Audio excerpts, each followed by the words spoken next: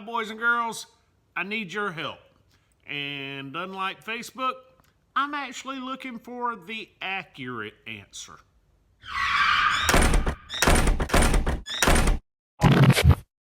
Alright, so the stupid truck is an 88 S10. And the next step is put the steering column in it so that we can rebuild the exhaust manifold and bring it around the steering column like it's designed to be. But it'd be a lot easier if this bracket was not in the way. Now this is an 88 S10, so I have no idea what that bracket is. It's got 2 bolts in it.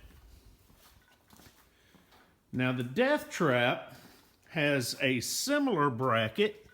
I don't know if you can see it, but it's got a very similar bracket, but unlike the stupid truck, it's got clips that hold this electronics device on.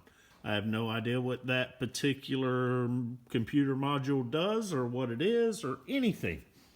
But I do know that the stupid truck has an engine swap. So it's got an LT1. I've got the computer from the that was originally put on that LT1 and a standalone wiring harness.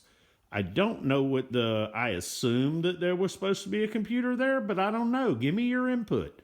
If you know that this is an 88, that's a 92. So 88 versus 92, the bracket changed. I don't know if the module or whatever was mounted here is the same unit or if I even need it. I know some of y'all are going, how do you not know what was on that bracket, considering the truck got taken apart at this garage? But that's easy to explain. Meet Joe. Joe is a very good friend of mine. He's the kind of friend that'll help me do pretty much anything I need done. So when I said, I think we need to start working on the stupid truck, stripping it down so I can start building it, he was all in. He said, I ain't doing nothing tomorrow. I'll come work on it while you're at work. We'll pick it up together in the evening. So the next morning, he shows up to get started on it. I went to work. Now I understand that it takes me 30 minutes to change a tire. But Joe's been working in the automotive world for his whole life. So it never occurred to me that by the time I got home, that truck would be stripped down to just a frame in 8 hours. I'm really glad he did it though, because if I'd have had to do that, it would have taken me 3-4 months, and I probably would have half-assed a lot of stuff just to get to the parts that I wanted to do. Now we fast forward several years later and I'm putting this truck back together by myself. Don't get me wrong, Joe's more than willing to help, but I'm trying to learn how to do it myself by experience.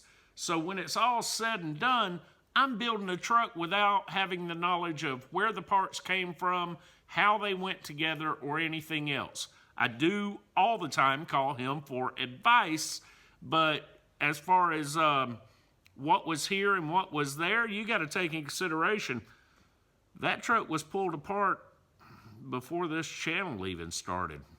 For right now, I think I'm going to take these 2 bolts off of it, flip it upside down, put it back on. That'll take this out of my way. It'll put it over here, and it won't be missing in the event that it turns out I do need it. But I really do want to know what goes there. So if you guys know what goes there, hit me up. Let me know in the comments. Of course, now if we're being honest, and I always try to be,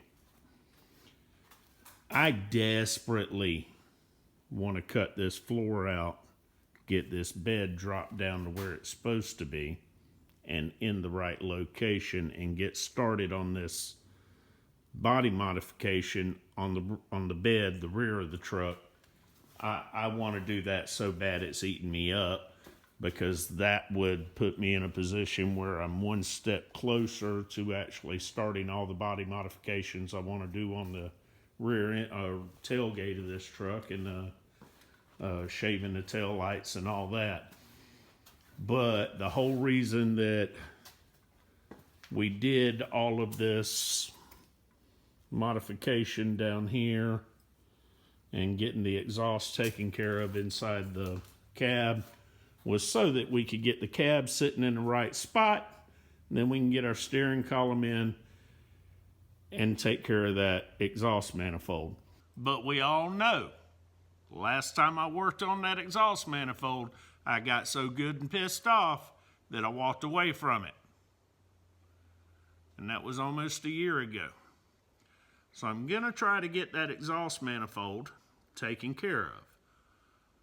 But if it pisses me off, I'm gonna step away from it for a little while and work on some other part of this truck, regardless as to whether it's the bed or the inside or the convertible top or something. I don't know. Best I can tell, this bracket is a 15 millimeter, and I'm really, really, really hoping that nothing's gonna come loose after I take these two nuts off.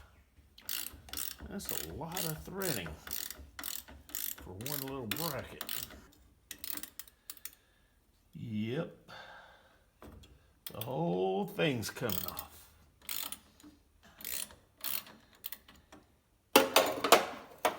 Stay. That explains why there's so much threading there. And I don't think I'm gonna be able to get that put back on upside down, so we're just gonna have to try not to forget where we put it. Now, I know nothing about brakes as of yet, because I haven't gotten that far on this build yet. But when we get to that point, I'm sure I'll find out that by loosening this up and letting that drop just a little bit, I probably screwed up. Maybe not, though. And I lost a nut. How did I lose a nut? Where did I lose a nut? Great. Oh, you dummy. You already put it on. Now, that'll give us significantly more room to get in there. I need to pull this t-shirt remnant off. Now, I should point out that both of these trucks came with a 4.3 liter EFI V6. The problem is I don't really know what this does. I just assumed that this same unit was what was over there, and they just changed the way it mounted because they didn't want to use bolts on it. They could just snap it into place.